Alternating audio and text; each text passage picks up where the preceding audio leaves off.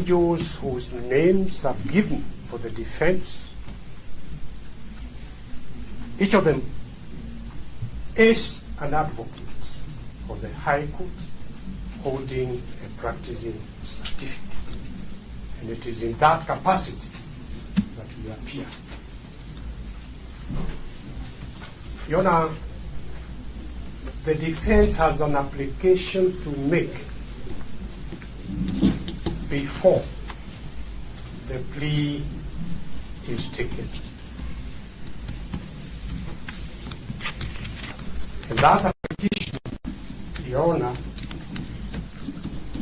is that we apply for the taking of the plea to be postponed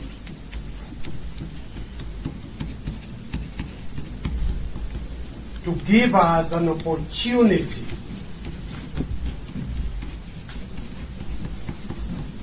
to challenge in the High Court the bringing of these charges, for the reason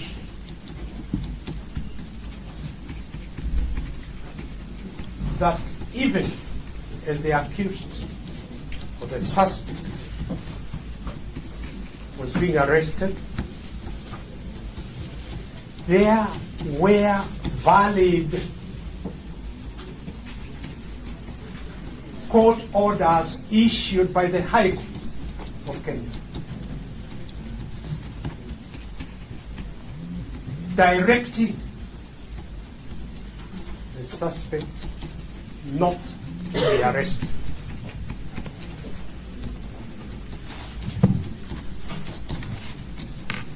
So, Your Honor, we wish to raise the issue of contempt of court.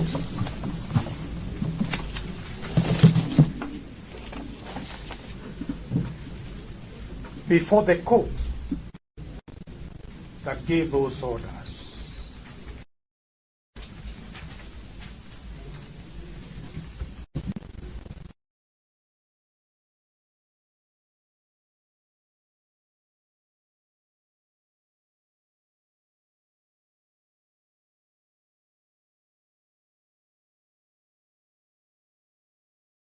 And act in violation of court orders.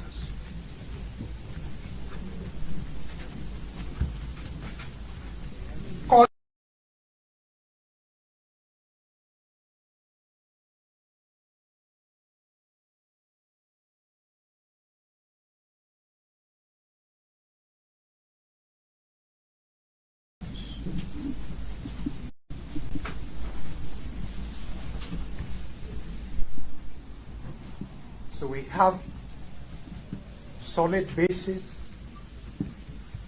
for challenging the bringing of these charges.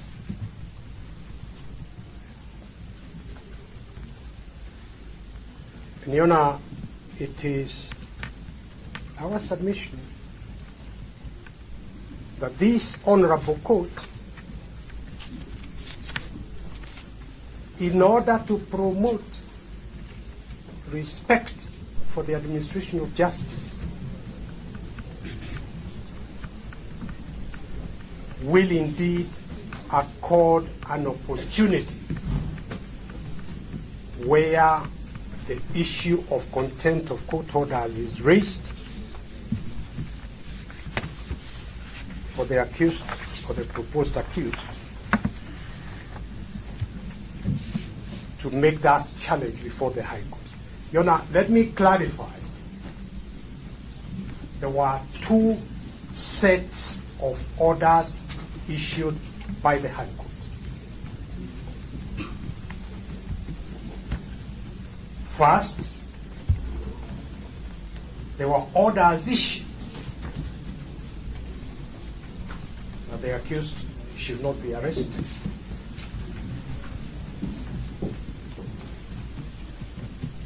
And the arresting of the accused was contempt violation of those court orders. If you can hand over.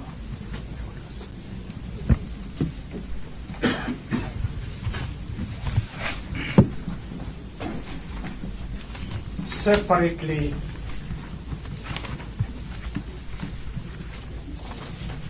Your Honor, that is a copy of the court order. Separately,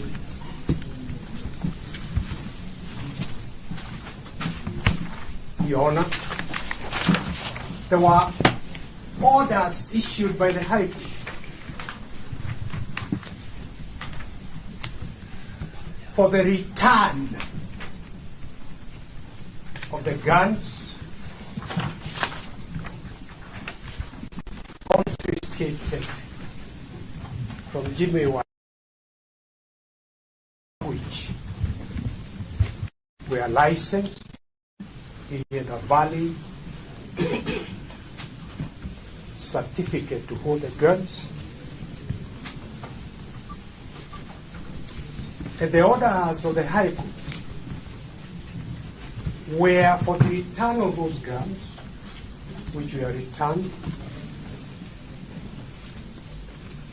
but also they were returned. They were returned to Jimmy White in accordance with the court orders.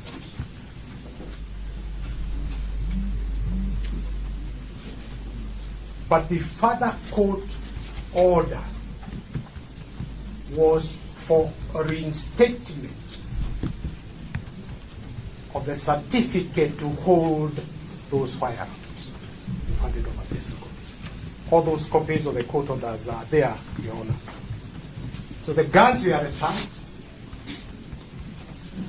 The further court orders were for reinstatement of the firearms certificate. The firearms as specified, set out in the order of the court.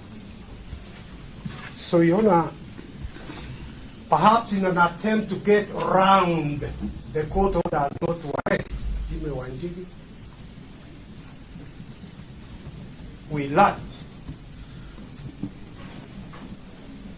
that despite the clear provisions of Article 47 of the Constitution, fair administrative action,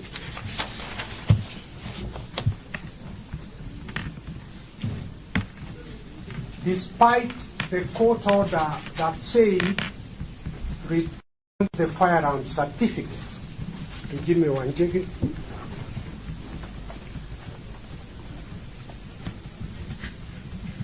the police decided, without any notice of any kind to Jimmy Wanjigi, to cancel the firearm certificate in order to charge him with being in possession of guns without a certificate.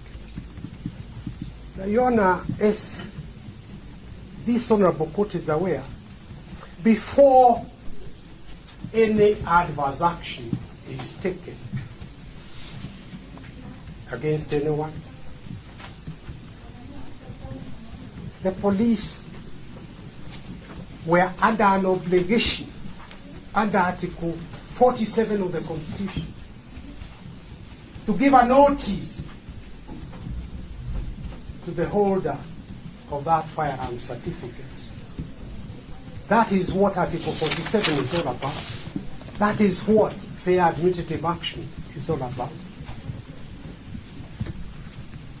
In order for him to be heard in his own defense before an adverse decision is taken.